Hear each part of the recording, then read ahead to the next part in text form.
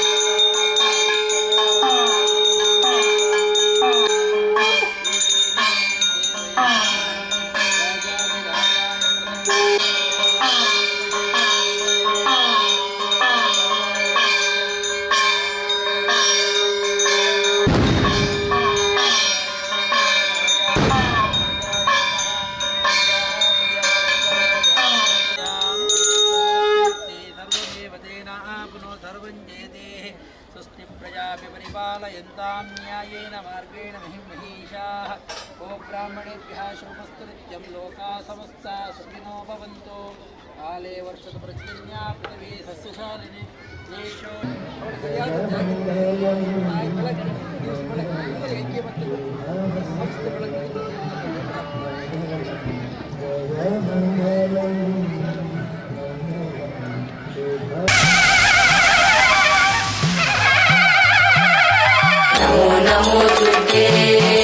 Namo Namo Durge